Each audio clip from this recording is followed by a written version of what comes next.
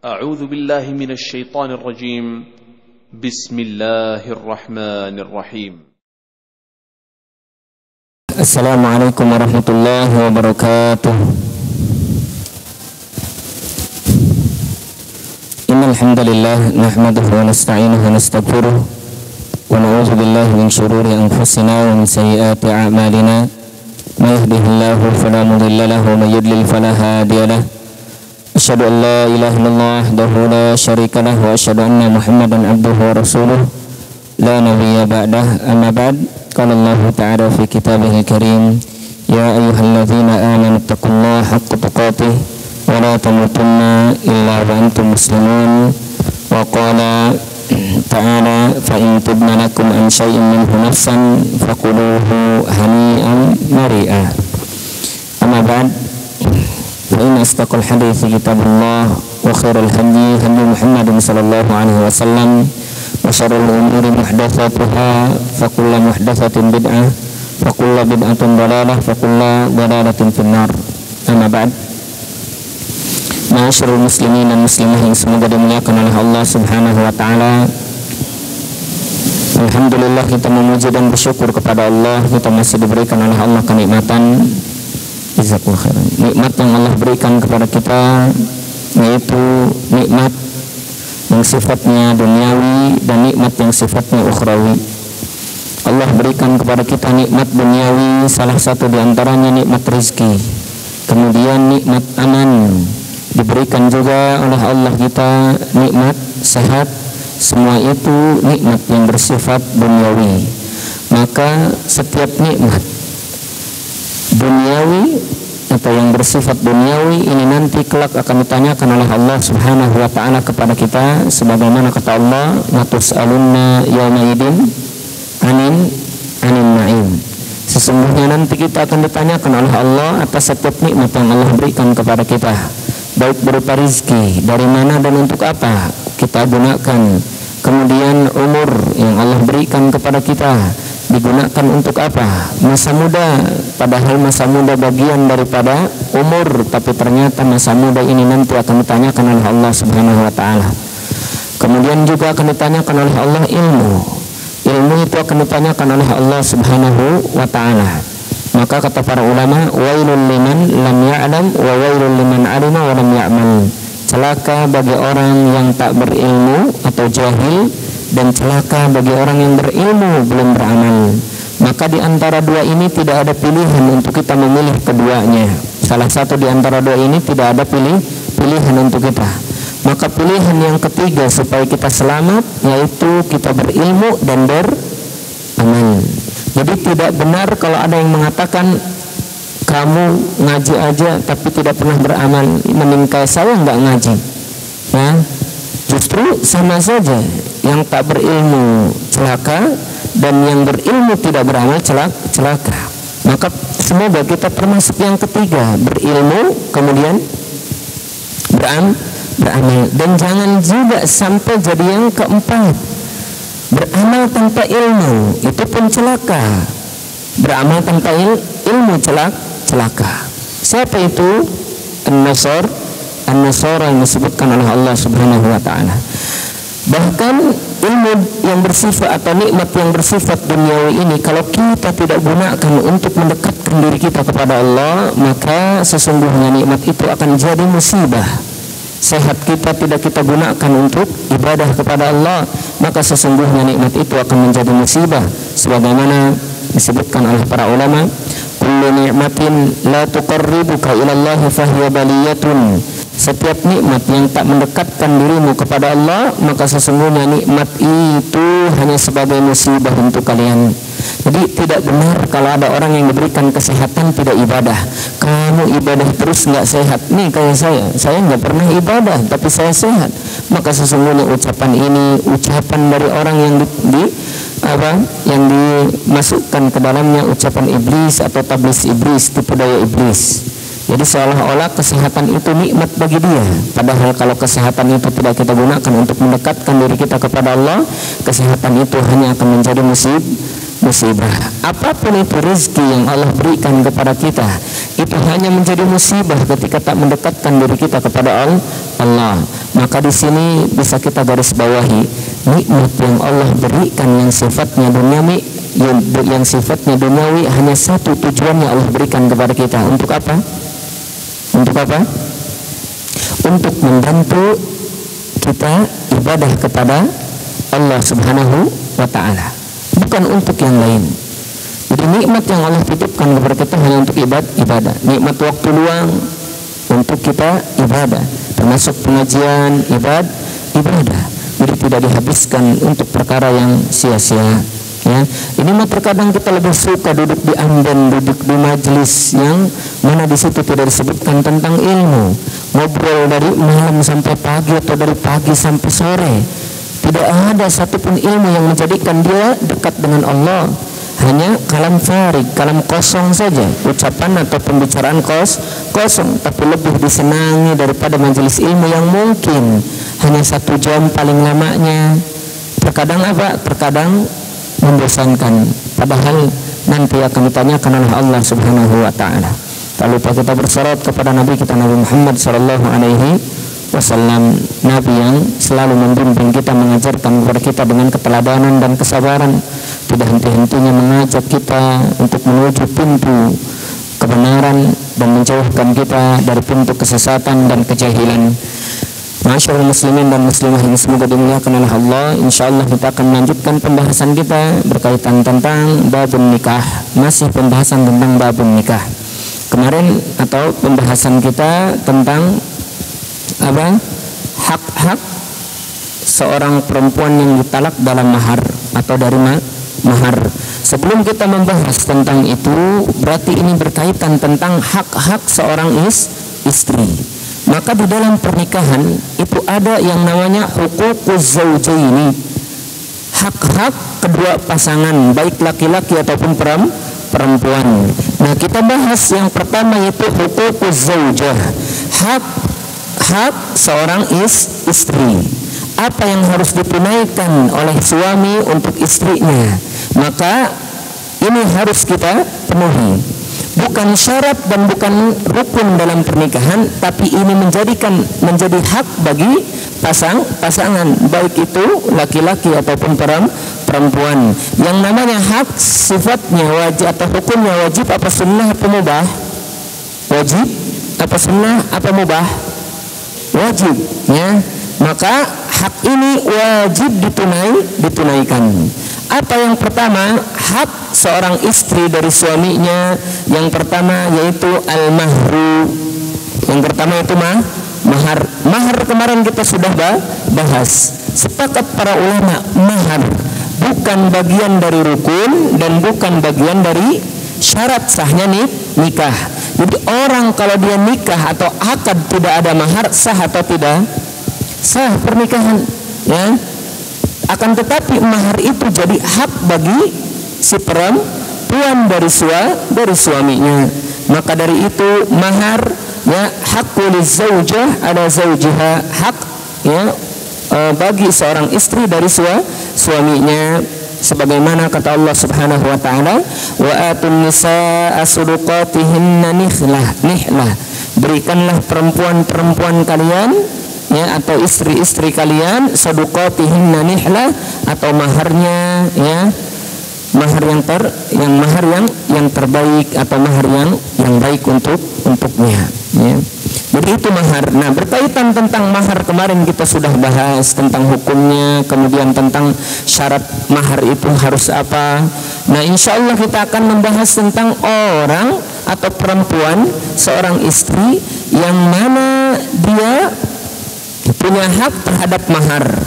Jadi hak seorang perempuan dari mahar itu, kalau seandainya dia masih menjalankan pernikahan akad, kemudian menjalankan pernikahan dia sampai meninggal, maka maharnya wajib diberikan full.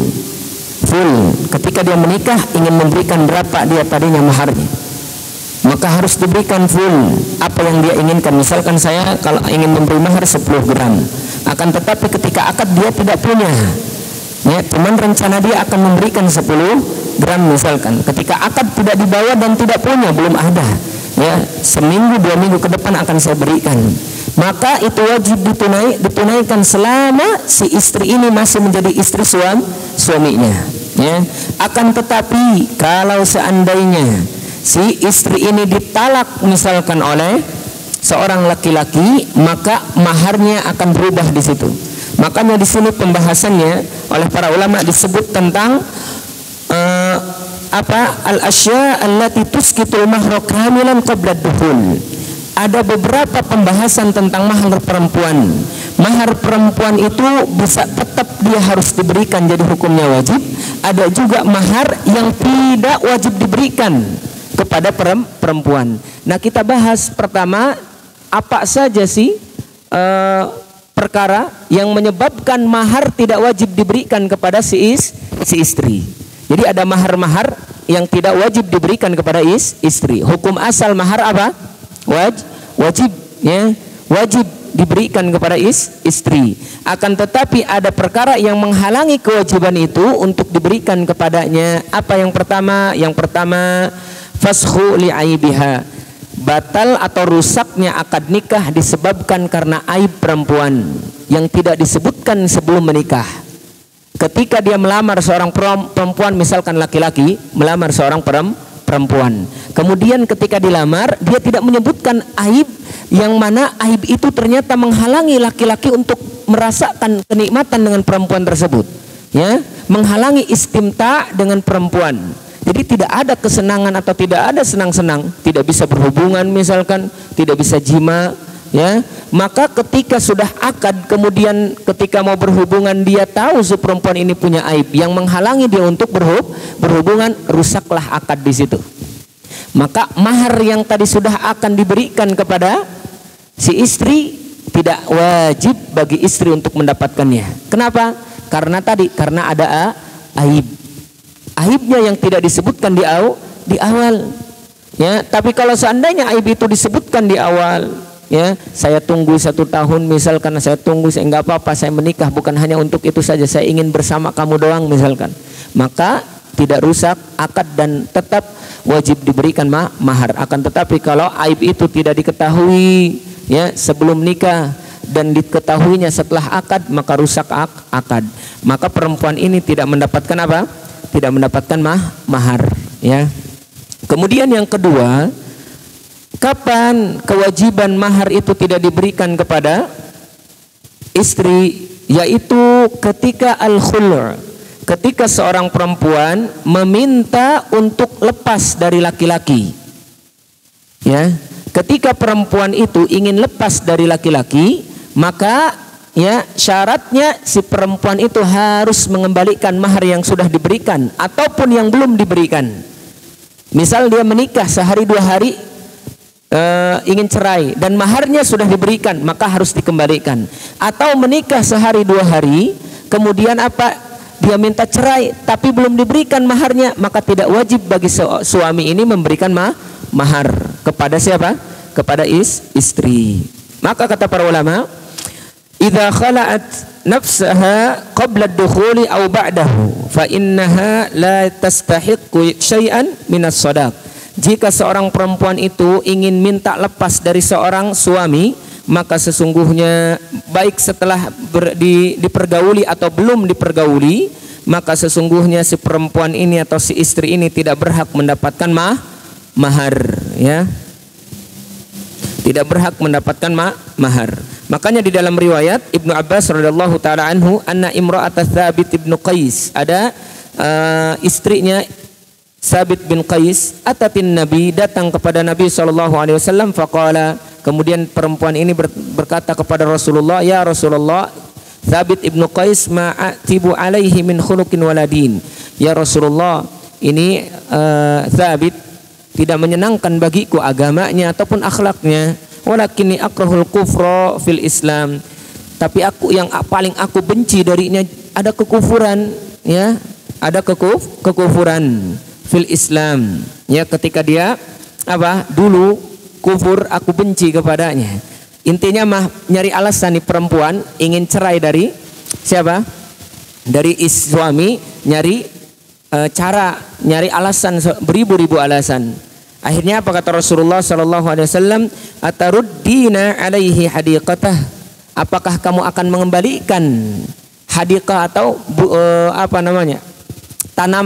tamanmu kepadanya? Yang dimaksud di sini apakah kamu akan mengembalikan atau rela mengembalikan maharnya kepadanya, mahar si Thabit ini kepada Thabit? Kata Rasulullah, qalat na'am, ya, mau. Ya, kemudian apa? Kemudian kata Rasulullah sallallahu alaihi wasallam, wahai Thabit, terima mahar yang engkau berikan kepadanya, kemudian ceraikan dia. Maka di sini dalil perempuan yang meminta cerai kepada suami, berapapun jumlah mahar yang diberikan oleh suami kepada istrinya, kembalikan. Kalau 10 gram, kembalikan. Kalau 20 gram, kembalikan. Makanya sebagian laki-laki terkadang ada yang memudahkan, tidak mau memberikan mahar banyak-banyak kepada istri. Terkadang seperti itu. Kenapa? Karena takut ada masalah dalam pernikahan. Maka saya tidak merasa menyesal karena telah memberikan mahar yang banyak kepadanya. Karena kalau yang menceraikan laki-laki tak boleh mengambil maharnya. Dan biasanya juga ada yang memudahkan ya dari perempuan dalam perkara mahar. Saya akan persulit mahar supaya apa? Supaya kalau saya ada masalah juga, supaya saya supaya tetap bertahan, tidak ada di situ perceraian. Dan terkadang juga ada laki-laki yang heman, udah memberikan mahar yang banyak, sekian gram, misalkan 20 gram. Tiba-tiba ada masalah, mau menceraikan, bingung, ya. Kemudian perempuan ada juga mau minta cerai, bingung karena harus mengembalikan maharnya sudah habis misalkan. Ya, pada akhirnya ya sudah, mau nggak mau, walaupun tidak cocok dengan suaminya, bertahan di situ disebabkan takut mengembalikan mahar. Ya, tapi di zaman kita jarang mahar dikembalikan ya. Perempuan minta cerai itu jarang mengembalikan mahar. Ngus dibikun ge piraku dicokot deui.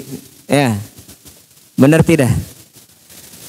Kemudian Nah, jadi itu berkaitan tentang mahar.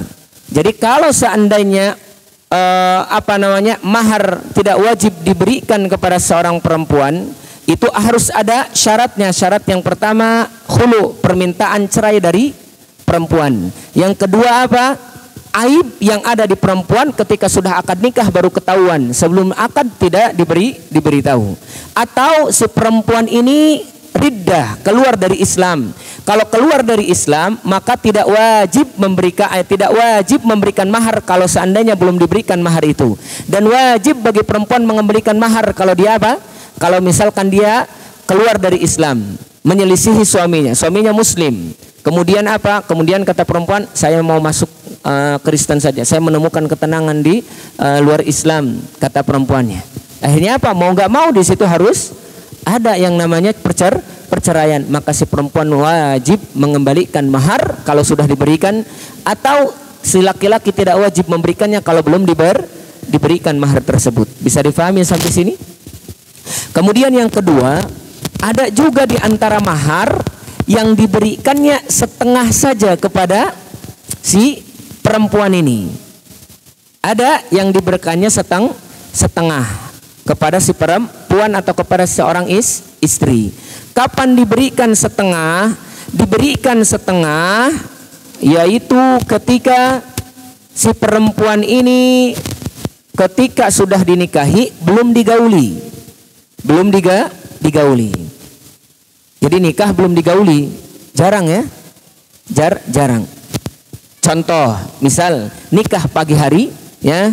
Kemudian akad tadi pagi, ba'da zuhur atau ba'da asar diceraikan. Ya, kan biasanya berhubungan atau ini yang biasa nanti. Itu nyari waktu-waktu tertentu. Ini belum digauli sudah diceraikan. Nikah atau akad pagi kemudian asar diceraikan. Belum digauli tapi sudah dijanjikan maharnya. Maharnya. Saya terima nikah fulanah binti fulan misalkan dengan mahar 10 gram. Ya, dengan mahar 10 gram. Tiba-tiba asar berubah pikiran, diceraikan, nggak tahu kenapa itu. Si laki-laki menceraikan si perempuan misal. maka si perempuan tetap wajib mendapatkan mahar. Akan tetapi mendapatkannya berapa? Setengah. Berarti berapa gram? 5 gram. Syaratnya belum digauli dan sudah disebutkan maharnya. Maharnya. Akan tetapi kalau seandainya dia belum mempergauli, kemudian belum menyebutkan maharnya, dengan menyebutkan apa saja, misalkan saya terima nikah fulanah binti fulan dengan mas kawin apa yang mudah bagi saya, misalkan, atau sesuai kemudahan saya, misalkan, ya, sesuai kemudahan. Dia tidak sebutkan 10 gramnya, 5 gramnya, pokoknya sesuai kemudahan saya, ya. Selama tidak disebutkan mahar, kemudian belum berhubungan, maka apa? Diberikannya al-mut'ah. Mut'ah itu kalau bahasa kitanya sesuatu yang menyenangkan si istri atau mantan istri. Berikan berapa saja. Dan mut'ah itu diberikan tergantung apa? Tergantung adat kebiasaan di masyarakat. Kalau seandainya adat kebiasaan masyarakat yang menyenangkan perempuan itu, misalkan 5 gram aja sudah menyenangkan, maka berikan 5 gramnya, ya. Atau mungkin kalau menyenangkan di urfnya atau kebiasaannya 2 gram saja sudah cukup jadi mahar, berikan 2 gram misalkan, ya. Atau mut'ah itu tergantung kemudahan si suami. Si suami kalau mudahnya misalkan mudahnya misalkan hanya 2 gram, ya berikan 2 gram, sekalipun mungkin adatnya harus 10 gram. Itu namanya mut'ah. Berikan sesuatu yang menyenangkan si istri atau mantan istri itu.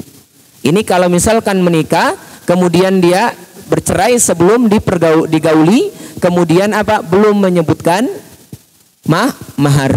Kalau sudah menyebutkan mahar belum digauli, berapa tadi? Setengahnya, ya. Dan kalau sudah dipergauli, kemudian sudah menyebutkan mahar, berapa yang diberikan? Sempurna, ya. Jadi misalkan nikah seperti biasa, kemudian berhubungan suami istri seperti biasa, dia sudah menyebutkan maharnya 10 gram misalkan, maka kalau si laki-laki ini mencerainya, maka wajib, ya, mahar itu diberikan kalau belum diberikan. Dan kalau sudah diberikan tidak boleh diambil lagi, ya. Dan kalau seandainya perempuan ini ditolak, sudah dipergauli, tapi ternyata belum disebutkan jumlah maharnya, menikah pagi, kemudian malamnya dipergauli, cuman ketika nikah belum menyebutkan mahar, maka maka disebut, kata para ulama, mahru al-mithli. Mahar mithli itu kembalikan kepada urf kebiasaan, ya. Si perempuan ini dilihat masyarakatnya, kebiasaan mahar mereka itu berapa? 10 gram apakah berapa? Makanya tanya adat kebiasaan di sini berapa maharnya. Saya kemarin pas nikah belum memberikan mahar ke dia, ya, belum menyebutkan maharnya, dan saya sudah berhubungan suami istri dengannya, tapi saya ingin mentalaknya. Maka maka diberikan mahar mithli, mahar sesuai dengan adat kebiasaan di masyarakatnya, sesuai dengan kadar nasabnya, diberikan kepada si perempuan, ya. Masyarul muslimin dan muslimah yang semoga dimuliakan oleh Allah Subhanahu wa taala, itu hak perempuan yang pertama yang wajib ditunaikan oleh seorang suami, yaitu memberikan mahar, ya.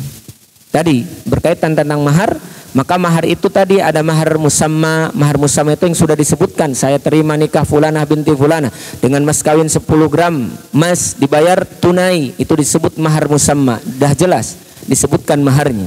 Ada mahar mithli. Mahar mithli itu disebutkan, dikembalikan kepada urf.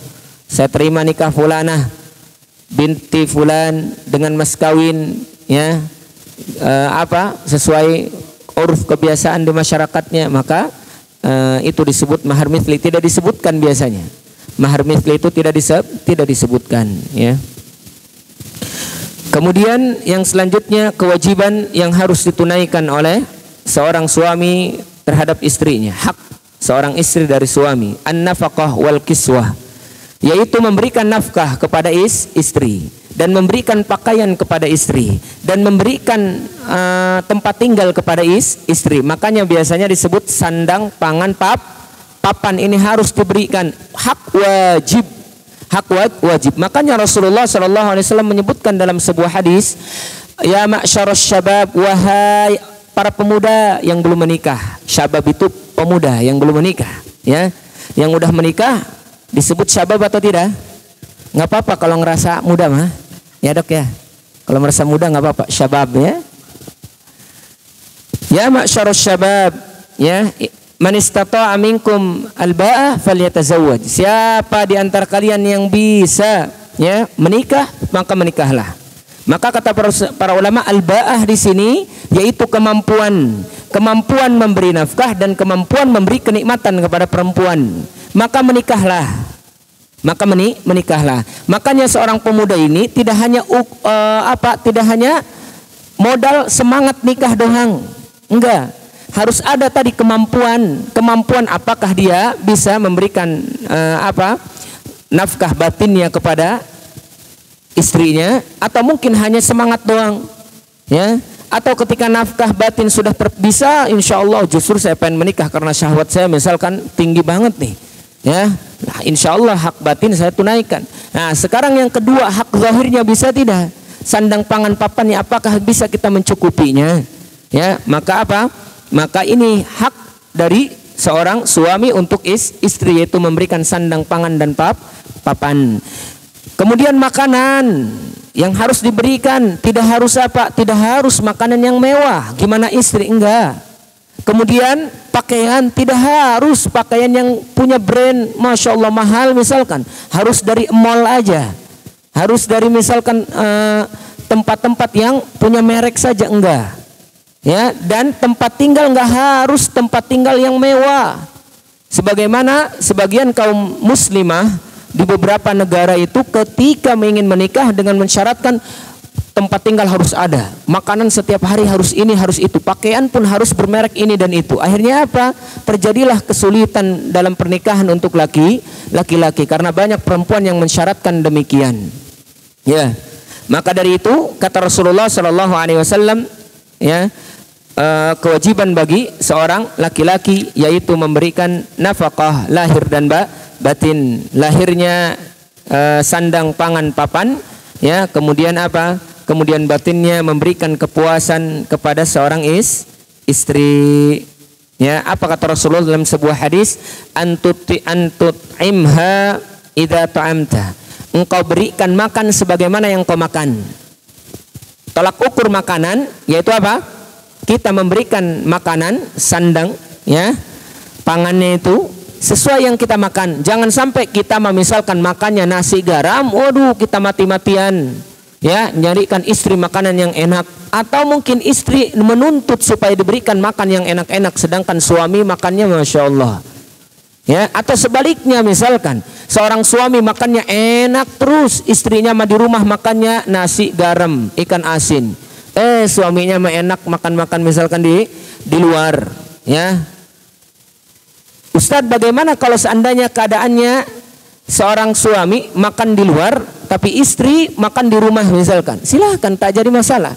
Yang penting ketika suami atau istri meminta makan yang kita makan, berikan.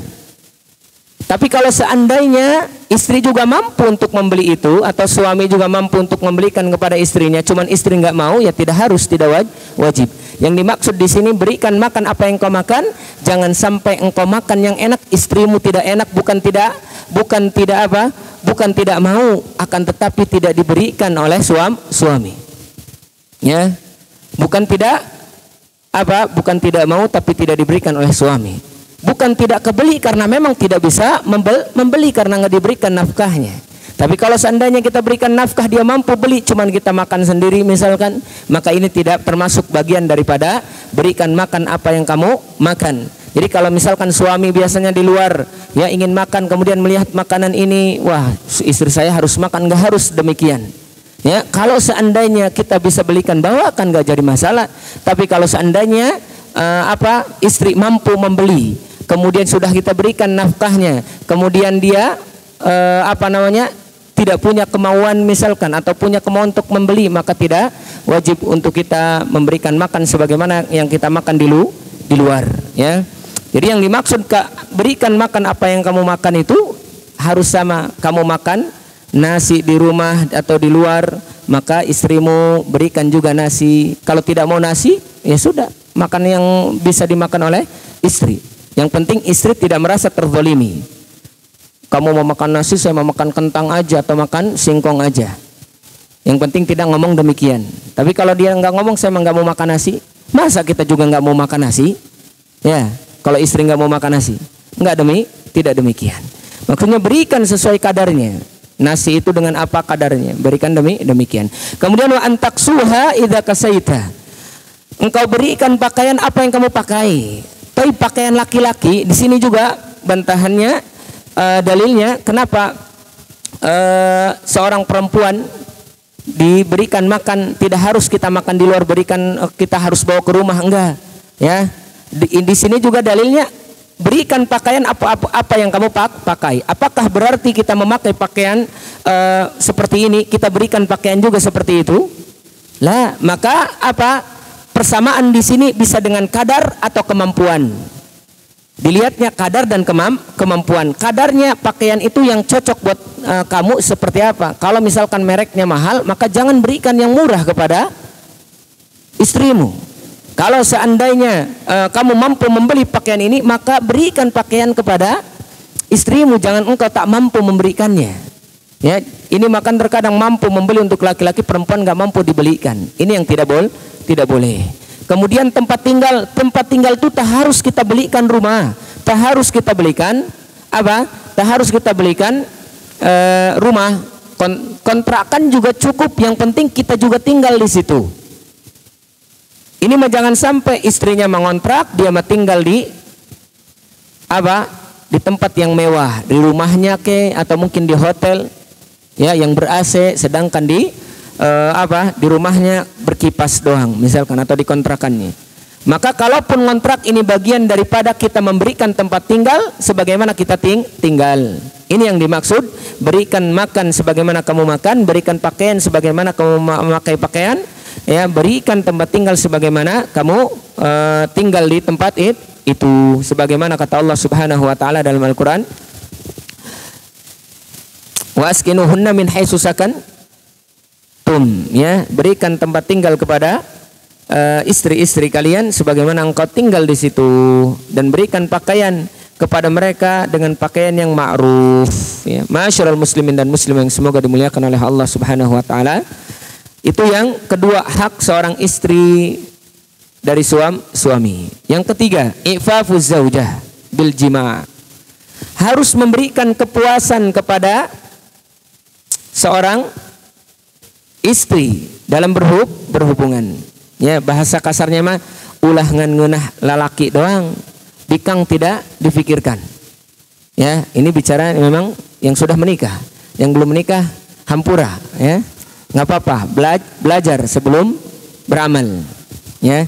Jadi harus diberikan, diberikan.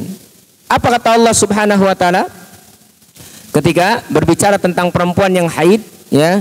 Yas'alunaka 'anil mahid, qul huwa adza fa'tazilun nisaa fil mahid. Ketika sahabat bertanya tentang perempuan yang haid, kemudian kata Rasulullah, haid itu kotoran, jauhi orang-orang yang haid.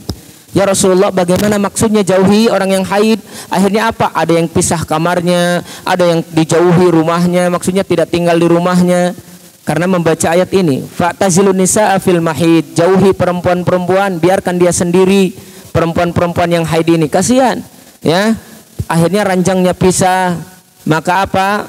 Maka kata Allah Subhanahu wa taala, ya, bukan demikian yang dimaksud, ya. Tinggalkan. Yang dimaksud ini adalah apa? Jangan engkau setubuhi kalau misalkan apa? Kalau misalkan mereka sedang haid. Akan tetapi apa? Kata Rasulullah SAW, isna'u ma syi'tum, lakukan apa saja terhadap istri-istrimu yang haid, terserah kalian. Apapun itu, illan nikah, kecuali nikah. Apa makna nikah di sini? Makna nikah maksudnya apa? Kecuali jima, ya. Jadi boleh, silahkan di situ, ya, lakukan apa saja dengan istri yang haid. Yang penting apa? Yang penting jangan melakukan hubungan suami istri. Lakukan apa saja itu. Ya, maka di sini dalil kata para ulama bolehnya tidur orang atau suami dengan istri yang haid, ya, dengan istri yang haid. Nisa'ukum harthul lakum fa'tu harthakum anna syi'tum. Kemudian ini juga berkaitan tentang perempuan-perempuan dan seorang suaminya. Ketika banyak di situ orang-orang Arab dengan orang-orang Madinah yang berseteru. Ada orang Mekah menikah dengan orang Madinah menikah dengan orang Mekah. Akhirnya di situ bahasa kitanya apa? Ada tata cara dan adat kebiasaan yang berbeda.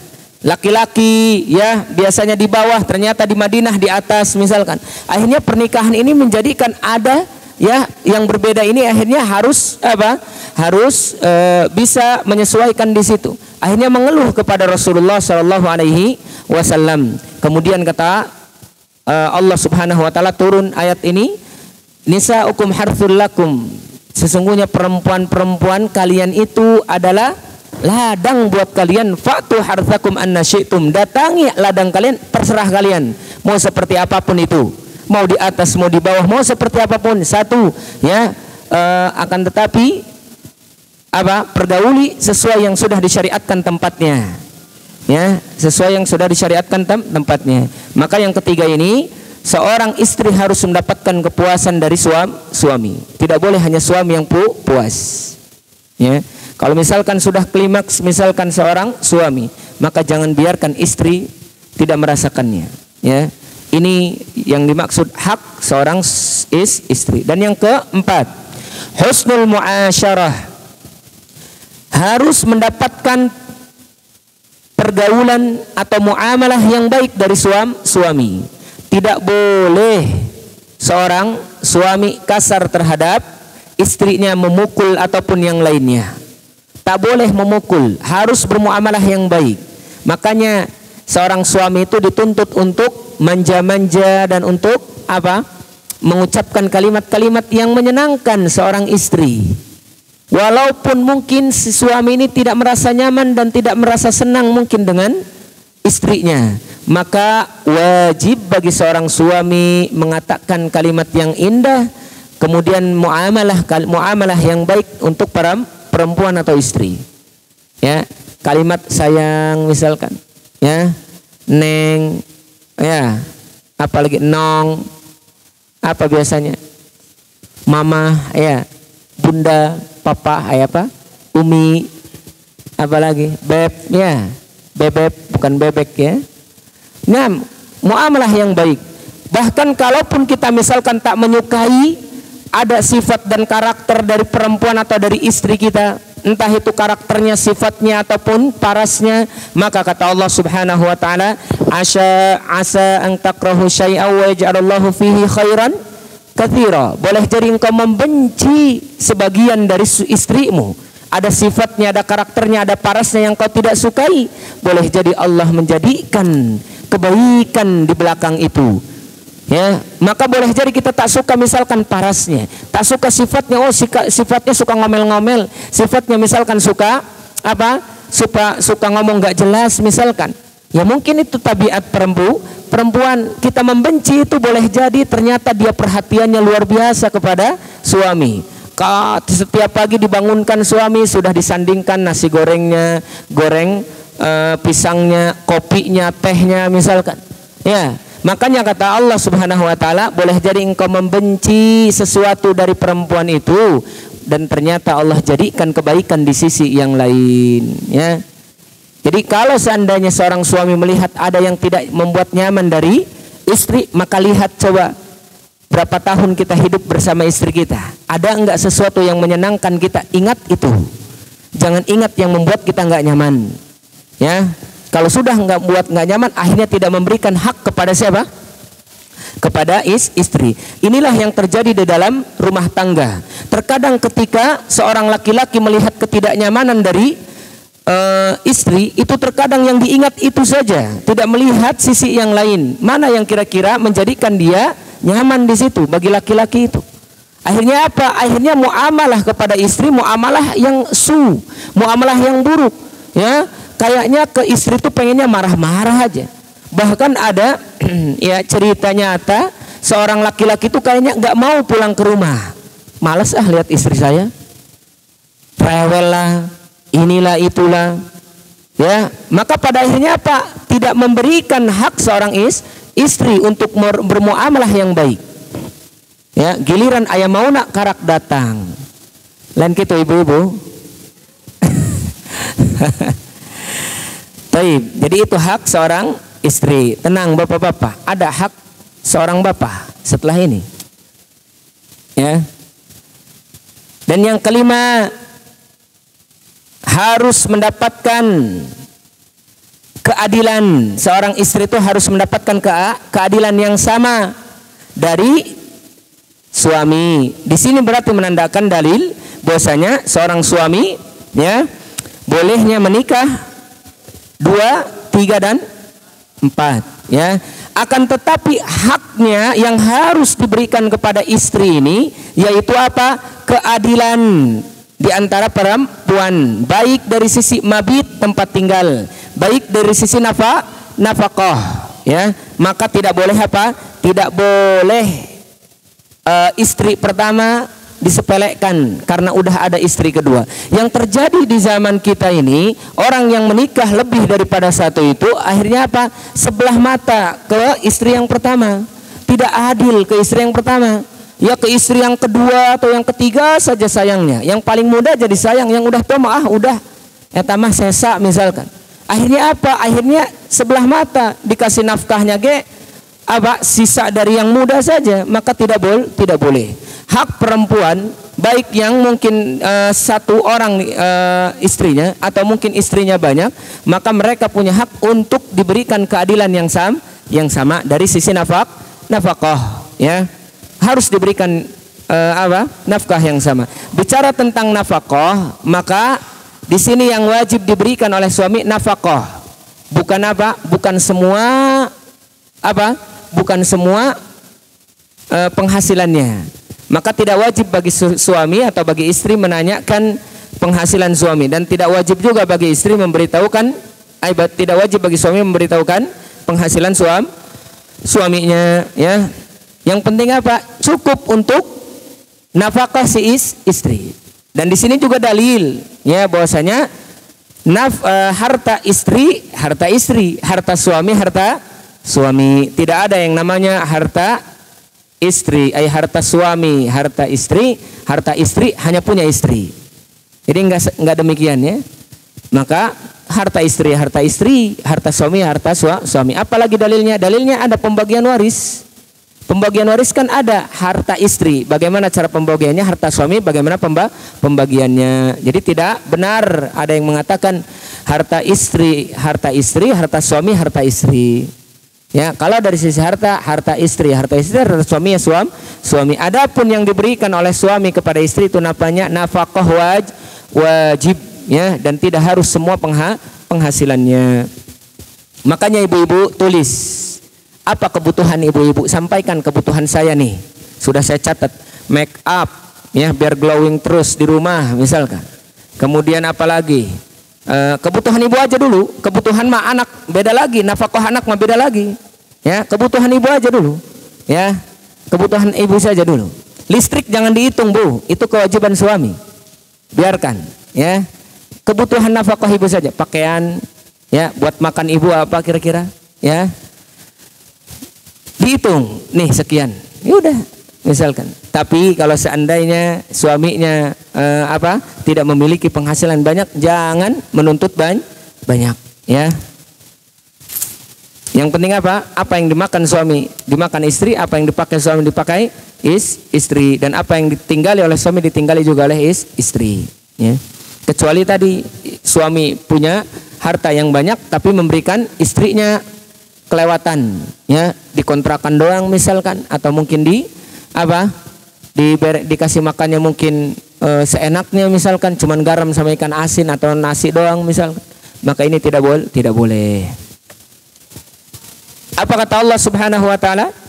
Liman kanat lahu akthar min zaujah, bagi orang yang punya banyak istri. Akan tetapi kalau seandainya kita tak bisa memberikan kewajiban untuk berlaku adil kepada siapa?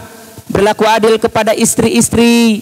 Apa kata Allah? Fa in khiftum alla ta'dilu fawahidatan. Kalau kalian khawatir tidak bisa memberikan dan menunaikan keadilan terhadap istri-istri kalian, maka fawahidatun, maka belajarlah dulu dari yang satu. Belajar memberikan waktu, belajar memberikan nafkah. Kemudian kalau kalian, kata Allah ini, kalau kalian sudah siap, sudah bisa memberikan keadilan, maka apa? Maka silahkan tambah, mau dua atau tiga atau empat.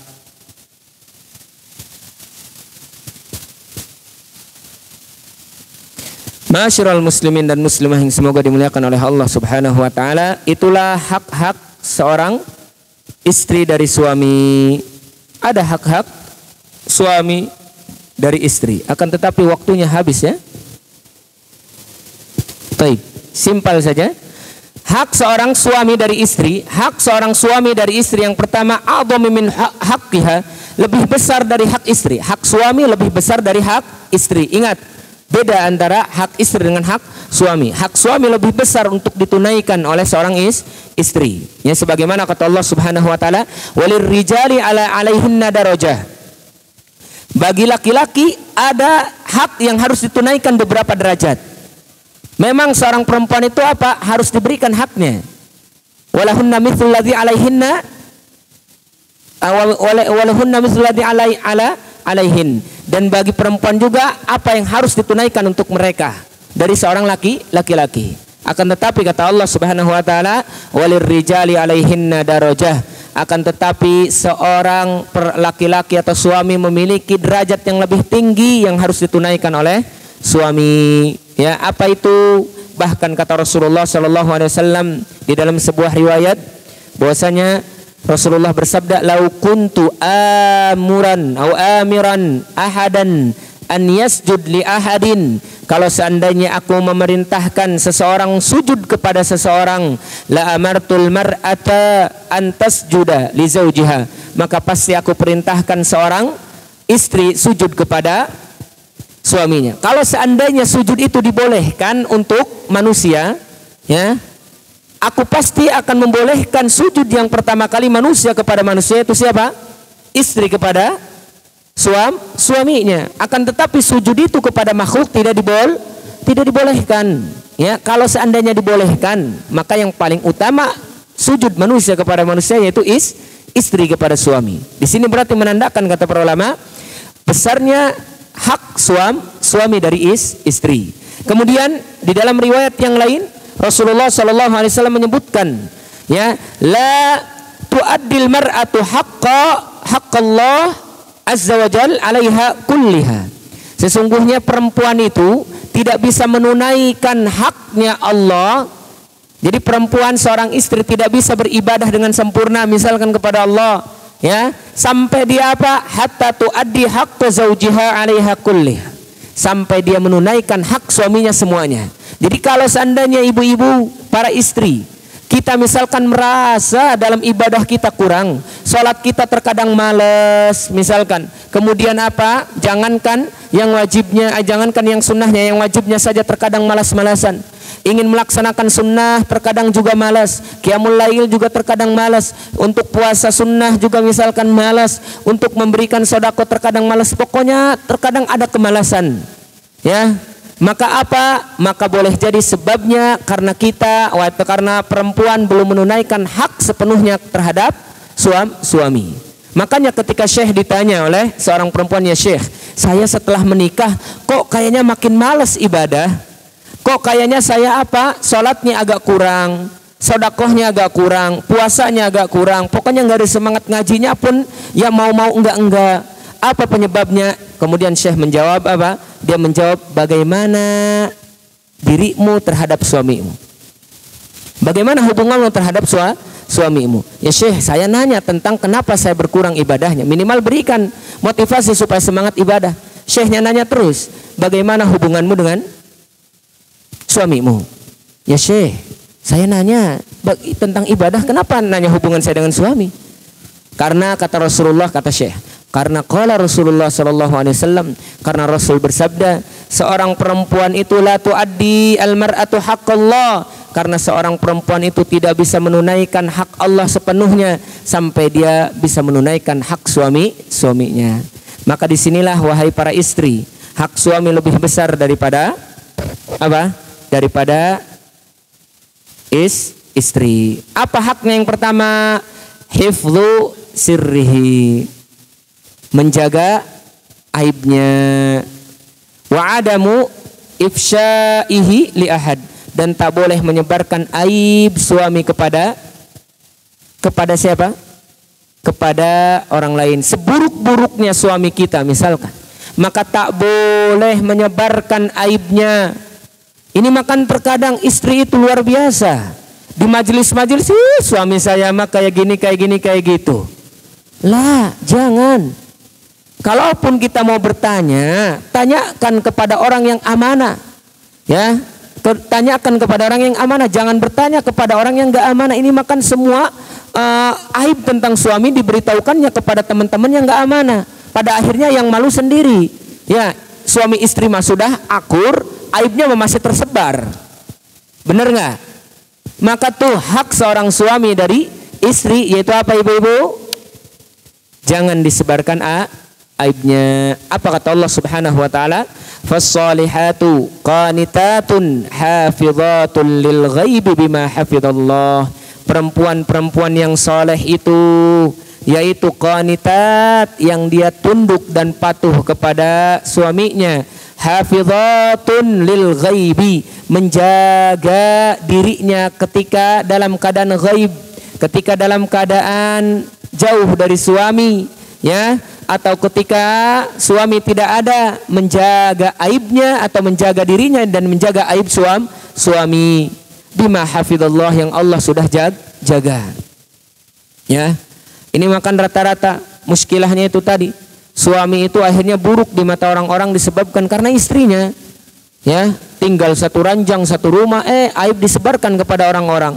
Maka jangan, seburuk-buruknya suami kita jangan disebarkan ke orang yang yang enggak amanah. Kalau seandainya memang ada permasalahan, tanyakan kepada orang yang amanah. Ya, jangan ke sembarangan orang. Karena apa? Karena ini hak suami.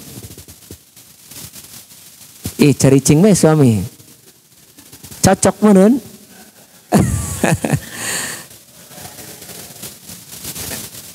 Masyarul muslimin dan muslimah yang semoga dimuliakan oleh Allah Subhanahu wa taala. Kemudian yang ke berapa? Yang kedua, wujubut ta'ah, wajib taat. Jelas ini ketaatan, wajib taat. Ya, wajib taat. Ya, apapun itu selama tidak memerintahkan kepada maksiat, taati. Selama tidak memerintahkan kepada maksiat, taati. Apapun itu, mau itu perkara mubah atau perkara sunnah. Perkara wajib mah sudah jelas. Perkara sunnah dan perkara wajib. Ya, misalkan Bu, Neng, coba siginkan kopi, misalkan. Boga suku gengin si sorangan. Lalu lulus. Lah, tidak boleh. Nggak boleh kita mengatakan, punya tangan, saya capek, baru pulang, baru apalah. Maka tak boleh. Kalau seandainya pekerjaan seorang suami atau seorang istri menjadikan seorang istri itu tidak bisa menunaikan hak taat kepada suami, maka tinggalkan pekerjaan yang kira-kira bisa menyebabkan tidak terpenuhinya hak taat kepada suami. Kalau misalkan minta tolong buatin gorengan, misalkan pengen goreng pisang amat misalkan, apa yang harus dilakukan oleh istri? Ya, siap, saya gorengkan. Niatkan mendapatkan pahala di situ sekalipun itu perkara mubah. Ya, kebanyakan kan istri-istri zaman sekarang tidak yang ngaji, ya. Insyaallah yang ngaji mah enggak. Ya, yang belum ngaji mungkin hadanallahu wa iyyahum, semoga diberikan hidayah kepada kita semua dan mereka. Ya, terkadang ketika suaminya datang, ya, dari tempat lain atau mungkin baru bangun, dia minta untuk dibuatkan ini dan itu, terkadang bisa sendiri ambil sih. Lagi pewek misalkan ibu-ibunya, ya, nonton TV atau mungkin tiduran ataupun apa, suaminya minta tolong ambilkan pisau, tolong ambilkan ini, ambil sifat sendiri, males lah, udah pewek, nggak boleh. Taat kepada siapa? Kepada suami. Akan tetapi sekalipun suami ini wajib ditaati oleh istri, jangan sampai memperlakukan seorang istri seperti seperti budaknya. Ya, harus dengan cara yang baik. harus dengan cara yang baik. Jangan sampai ini kan istri itu harus taat kepada suami. Kamu ambilin saya, ini ambilin, cuciin ini. Wow, masya Allah. Kayak nyuruh ke budak, maka tidak boleh. Harus dengan cara muamalah yang baik. Ya. Wajibnya lagi hak bagi suami yang ke berapa? Sama. Ya. Tamkinuhu min nafsiha idza da'a ila firasyiha. Wajib kalau misalkan seorang suami itu minta jatah dimanapun itu dan sedang apapun itu selama tidak haid harus dipenuhi. Bahkan kalaupun sedang puasa, makanya kalau kita mau puasa sunnah, para istri-istri, makanya istri kalau mau puasa sunnah wajib izin dulu kepada suami. Kenapa? Khawatir suami tiba-tiba bergejolak syahwatnya ketika siang hari. Ya, bagaimana nanti kalau sedang puasa? Ya, makanya izin dulu, Pak, besok mau puasa lah. Kan suami bisa menahan-nahan. Oh yaudah, kalau sedang bergejolak bisa dia tahan. Ya, tapi kalau seandainya tidak izin, akhirnya apa? Akhirnya nanti suami marah. Akhirnya terjadilah kesalahpahaman di dalam rumah tangga. Akhirnya ribut walaupun kecil. Ya, bahkan kalaupun sedang goreng-goreng, masak-masak, ya, misalkan ada suami ragap-ragap, misalkan, ya, nyentuh-nyentuh istri lagi masak, tumben-tumbenan udah tahu, langsung matikan kompor, sudah. Nanti gorengnya jangan dinyalain aja, gosong nanti gorengannya. Ya, tinggalkan dulu. Ya, ini maksudnya apa? Sekecil itu saja ternyata hak suami harus dipenuhi kalau dalam masalah ranjang. Ya, jadi jangan oh. Ustadz, bagaimana kalau seandainya sakit, uzur syar'i, beda lagi urusannya. Ustadz, kalau cuman malas, jangan malas. Ibadah harus apa? Harus dipaksakan. Kalau cuman malas, ibadah harus dipaksakan. Kalau cuman malas, tapi kalau sakit beda uzur syar'i. Apapun kalau sakit beda hukumnya. Tapi kalau malas harus dipaksakan. Karena apa? Karena hubungan suami istri sedekah. Jadi tidak harus dengan harta saja. Hubungan suami istri saja itu merupakan sedekah. Apa kata Rasulullah? Walakum alaihinna alla yu'tina firasyakum ahadan tukrihun. Dan jangan sampai kita menjadikan menjadikan seseorang laki-laki yang lain, ya, yang dibenci oleh suaminya, memasukkan ke dalam rumahnya misalkan, tak boleh. Ya, tak boleh. Dan hak yang kelima, yang terakhir, yang keberapa?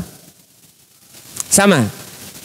Yang keempat, ya. Yang keempat, menjaga harta, menjaga anak dan mendidiknya, itu hak siapa? Hak al-muhafadzatu ala baitihi wa malihi wa auladihi wa husni tarbiyatihim. Seorang istri, kita akhiri nih setelah ini. Jadi seorang suami punya hak dari istri. Kalau harta dititipkan kepada istri, dijaga. Anak dititipkan kepada istri, dijaga. Rumah dititipkan kepada istri, dijaga.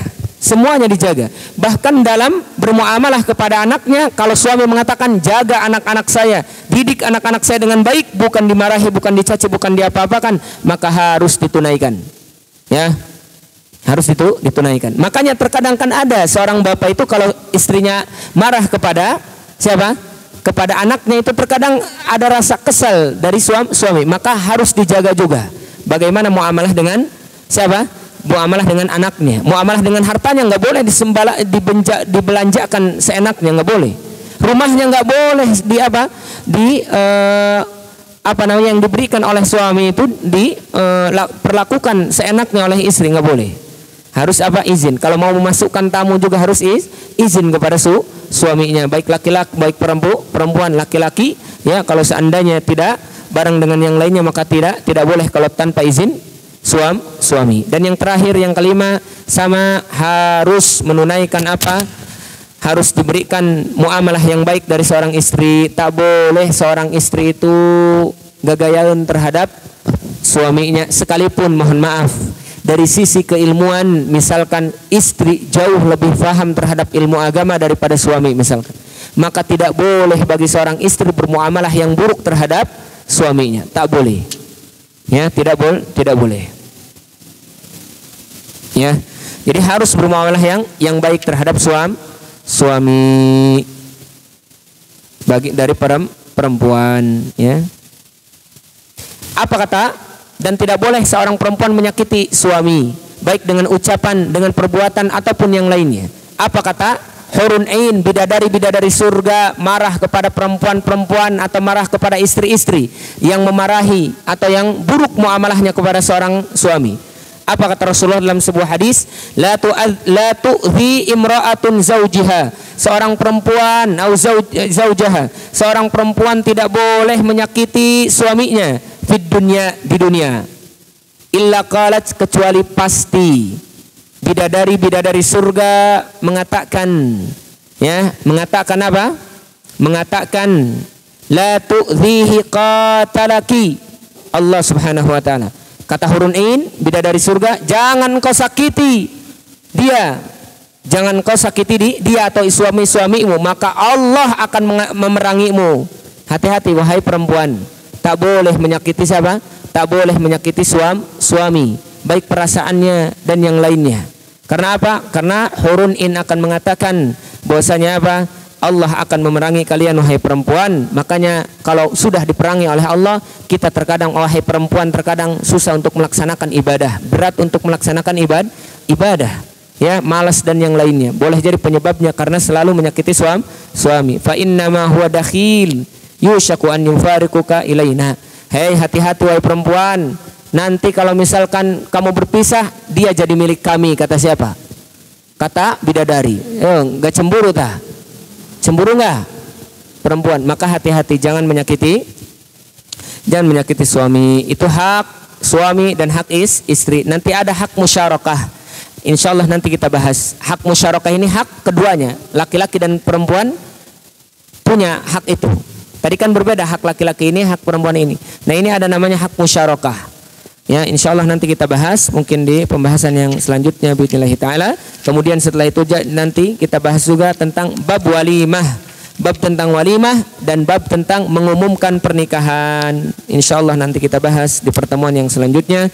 Aqulu qouli hadza fastaghfirullah li wa lakum wa li sairil muslimin wal muslimat min kulli dhanbin khati'a fastaghfiruhu innahu ghafurur rahim. Aqulu qouli hadza. Assalamualaikum warahmatullahi wabarakatuh.